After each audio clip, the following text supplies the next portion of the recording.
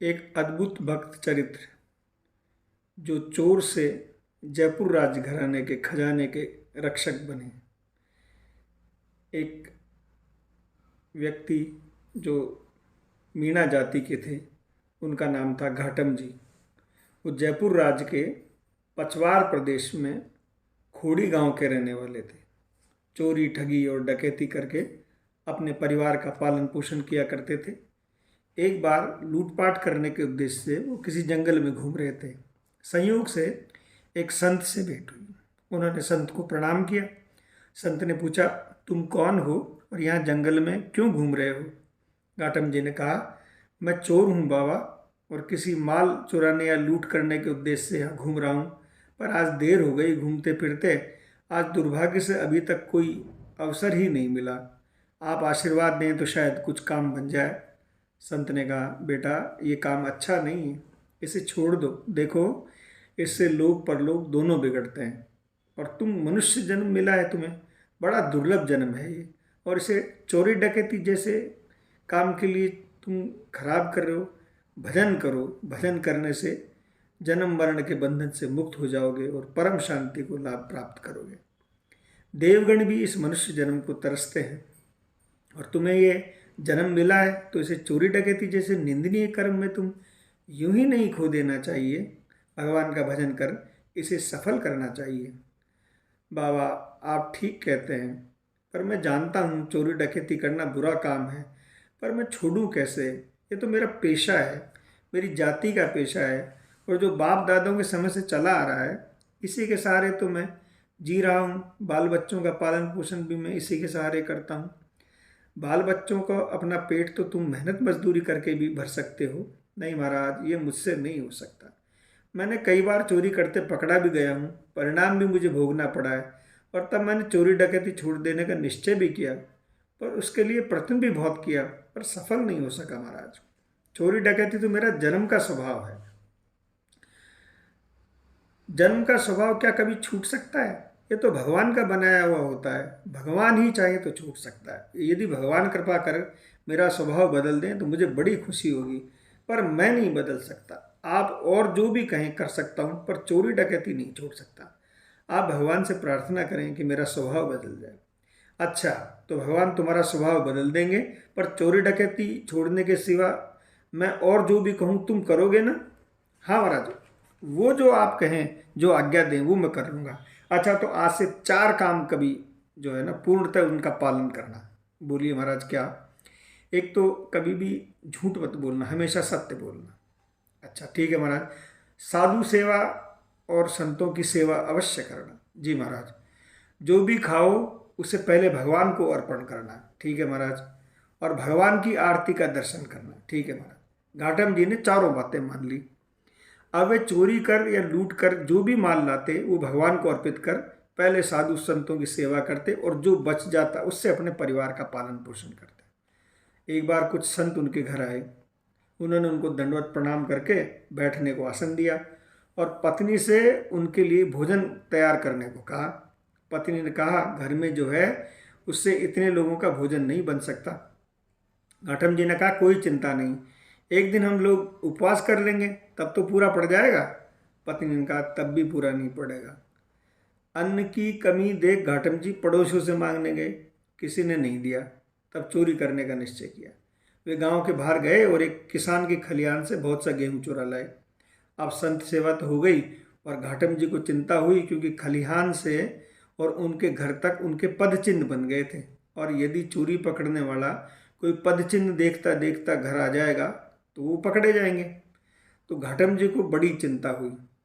इतने में क्या देखते हैं कि भगवान के ऊपर उनकी विशेष कृपा हुई, और इतनी जोर से आंधी और बारिश हुई कि वो चरण चिन्ह मिट गए।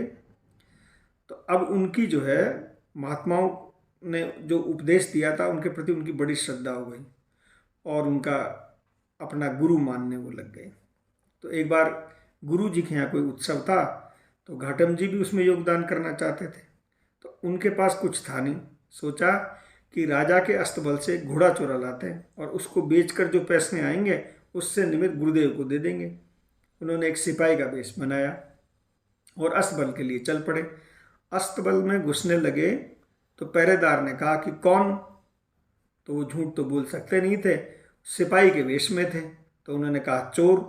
तो पहरेदार ने समझा कि ये कोई राजा का अंतरंग फौजी सरदार है और मेरे ने पहचान सकने के कारण बुरा मान गया और अपने को व्यंग में ऐसा कह रहा है, इसलिए कोई रोक टोक नहीं की। अस्तबल में जाकर उन्होंने राजा की सवारी का श्याम रंग का एक कीमती घोड़ा खोल लिया और उस पर सवार होकर शान से बाहर निकले। तो पहरेदार ने ले जाते समय सलाम झुकाई और पूछा, इसे कहाँ ले जा रहे हैं सरदार?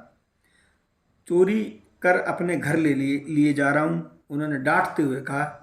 चोरी और सच्चाई के अद्भुत मिश्रण काम कर गया। पहरेदार ने सोचा कि यह कोई राजा का निकटतम फौजी सरदार ही होगा जो बेखटके राजा का घोड़ा खोल कर ले जा रहा है। पर सरदार था बड़ा तुनक मिजाजी, सीधे बात ही नहीं करता। थोड़ी देर में राजा ने घोड़ा मंगवाया, पता चला कि घोड़ा तो अस्तबल में नहीं है और एक चोर आया था और चोरी करके ले गया। अब यह कोई विचित्र चोर था जो चोरी करता है पर सच बोलता है। राजा अपने घुड़सवारों को चारों ओर दौड़ाया चोर का पता लगाने के लिए। उधर घाटम जी थोड़ी दूर निकले थे, देखा एक मंदिर आया और सुबह हो चुकी थी, तो वहाँ मंदिर में आरती हो रही थी। अब वो दृढ़ प्रतिज्ञ थे, इसलिए पकड़े जाने का भी भय था, पर घोड़े से उतर गए और घोड़े को एक पेड़ के बांध दिया और जाकर आरती के दर्शन करने लगे। इसी बीच राजा के घुड़सवार उधर से आ निकले। उन्होंने देखा कि ठीक राजा के घोड़े जैसा एक घोड़ा पेड़ से बंधा है, पर उसका रंग श्याम था और ये श्वेत है। ये वहीं उतर पड़े, घोड़े को निकट से देखने लगे। देखा कि घोड़े की आकृति प्रकृति सब वैसे ही है और जीन भी वही है, पर रंग वैसा नहीं है। अब वे चक्कर में पड़ गए। इतने में आरती समाप्त हुई। घाटम जी दंडवत कर आरती लेकर बाहर निकले। उन्होंने देखा कि कुछ घुड़सवार घोड़े की जांच कर रहे हैं, तो वे समझ गए वो राजा के घुड़सवार हैं और चोर की खोज में निकले हैं। पर वे यह देखकर हैरान कि घोड़े का रंग श्वेत हो गया। उन्हें समझने में देर न लगी कि प्रभु ने उनकी रक्षा करने के लिए घोड़े का रंग बदल दिया।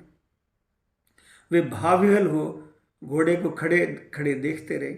उन्हें देख घुड़सवार ने सोचा कि घोड़ा चुराने वाला वही है, क्योंकि उनकी वेशभूषा और शकल सूरत वैसी ही थी जैसी पहरेदार ने बताई थी। पर घोड़े को देखकर कुछ निश्चय नहीं कर पा रहे थे। उन्होंने पूछा, आप कौन हैं? तो उन्होंने कहा, मैं घाटम हूँ। तो आप क्या करते हैं? तो मैं चोरी करता हूँ। घुड़सवार सुनकर अवाक, क्या कोई चोर यह कहता है कि मैं चोरी करता हूँ?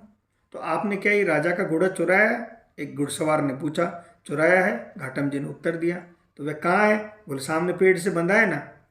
पर यह तो सफ़ेद है, चुराया गया घोड़ा तो काला था। तो मैंने काला घोड़ा ही चुराया था, उसी को इस पेड़ से बांधा था। अब ये सफ़ेद कैसे हो गया? सफ़ेद तो आपके कारण हो गया। यह क्या? मैं ठीक कहता हूँ, सफ़ेद आपके कारण हो गया। आप यदि चोर को पकड़ने निकलते तो यह जैसा था वैसा ही रहता। आप चोर को पकड़ने न सके, इसलिए सफ़ेद कर दिया गया। तो तुम्हारी बात हमारे कुछ समझ में नहीं आई। सफ़ेदी किसने कर दिया?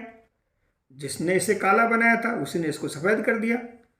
तो तुम्हारा मतलब है कि भगवान ने ऐसा किया तुम्हारी चोरी छिपाने के लिए? भगवान भी चोरी में शामिल हुए? यह मैं कैसे कह सकता हूँ, पर लगता तो ऐसा ही है। तो यह कैसे हो सकता है? तुम झूठ बोलते हो। तुमने पकड़े जाने के भय से राजा के काले घोड़े को किसी के सफ़ेद घोड़े से बदल दिया है। मैं झूठ नहीं, सच बोलता हूँ। पर जो काले को सफ़ेद कर सकता है वह झूठ को सच और सच को झूठ भी कर सकता है। मैं प्रत्यक्ष देख रहा हूँ कि मेरे सच को झूठ साबित करने के लिए उसने यह लीला की है। तो तुम सच्चे हो, भगवान झूठे, यह भी मैं कैसे कह सकता हूँ? उसका निर्णय आप स्वयं करें। घुड़सवार हक्के बक्के वे एक दूसरे की ओर देखने लगे। उन्होंने घाटम जी की बात का विश्वास नहीं हो रहा था, पर अविश्वास भी नहीं कर पा रहे थे। उनकी समझ में कुछ नहीं आ रहा था। उन्होंने कहा, इसका निर्णय तो राजा करेंगे, आपको राजा के पास चलना होगा। घुड़सवारों ने घाटम जी को घोड़े के साथ ले जाकर राजा के सामने हाजिर कर दिया। सब वृतांत बताया। राजा भी सुनकर घोड़े का रंग देखकर चकरा गए। उसने घोड़े को अच्छी तरह परीक्षण की। घोड़ा उसे बिल्कुल अपने जैसा ही लग रहा था, यद्यपि उसका रंग वैसा नहीं था। पर घोड़े की गर्दन की दाहिनी तरफ एक मस्सा था, जिसे देख उन्हें निश्चय हो गया कि घोड़ा तो उन्हीं का है। तब उसे समझने में देर न लगी, इस सारी घटना के पीछे प्रभु का हाथ है और उन्होंने घाटम जी की महिमा बढ़ाने के लिए लीला की है। उसने प्रभु का विशेष कृपापात जान उन्हें दंडवत प्रणाम किया और अंतर महल में ले जाकर उनका सम्मान किया। घाटम जी के मर्मस्थल में घुड़सवार की ये बात चुभ गई कि उसकी रक्षा करने के लिए भगवान भी चोरी में शामिल हुए। उन्होंने उसी दिन से चोरी डकैती छोड़ दी। शायद ये कहना उचित होगा कि भगवान ने उनका स्वभाव बदल दिया और उनकी प्रार्थना सुन ली। उन्होंने चोरी डकैती छुड़ाने के लिए ये लीला की। शंका स्वाभाविक है, घाटम जी जैसे दुराचारी व्यक्ति पर भगवान ने ऐसी कृपा क्यों की? उत्तर यह है कि भगवान भक्त के प्रति अपनी आसक्ति के कारण उसका दोष देखते नहीं है। यदि वह अनन्य भाव से उनकी भक्ति करता है अथवा उनके प्रति पूर्ण रूप से समर्पित होता है तो किसी भी प्रकार के प्रलोभन या भय के कारण उसका भजन न छोड़ने के लिए दृढ़ प्रतिज्ञ है। ऐसा भक्त सुदाचारी हो तो उसे साधु ही मानते हैं। यह उनके अपने ही इस वाक्य से प्रमाणित हो गया। ऐसा दुराचारी को भगवान साधु इसलिए मानते हैं कि उसका दुराचार देखने मात्र का होता है, वह केवल पूर्व संस्कारों के कारण होता है। जो हृदय में अनन्य भक्ति के प्रवेश कर जाने से दम्भ रहित सर्प के समान प्रभावहीन हो चुके होते हैं और शीघ्र छूट जाते हैं, इसलिए भगवान उसको ऐसा करते हैं। बहुत दिन हो गए घाटम जी को गुरु जी की बताई विधि से भजन करते, पर उन्हें भगवान का दर्शन न हुआ। तब उन्होंने उपाला में भरे इस पद का आत स्वर से गान किया। पहले तो मैं यूं ही खाता, अब तो नहाकर खावा छा। गले में माला माथे पे तिलक, थारे निमित लगावा छा। माने तो एता कर दीना, थाने कीना काई। घाटम दास जाति को मीना, तारे गो के नाई। यह पद सुनकर भगवान प्रकट हो गए और घाटम जी को दर्शन देकर कृतार्थ किया। घाटम जी बड़े नामनिष्ठ भक्त थे। नाम की महिमा के संबंध में उनका बहुत चारों तरफ प्रभाव हुआ और राजा ने उनको अपने खजाने का, नारगढ़ के खजाने का रक्षक उन्होंने उनको घोषित कर दिया और जयपुर राज के स्वतंत्र भारत में विलय के समय तक उसके रक्षक मीणा ही होते आए हैं। और नारगढ़ का कोषागार इस तरह का बनाया गया था कि उसमें कोई आदमी चला भी जाए तो खजाने तक बिना नक्शे के नहीं पहुंच सकता, और उसका नक्शा मीणा के पास ही जो होता था, जो उनके खजांची होते थे। अगर आपको कहानी अच्छी लगी तो सब्सक्राइब करें और लाइक करें। जय जय श्री राधे।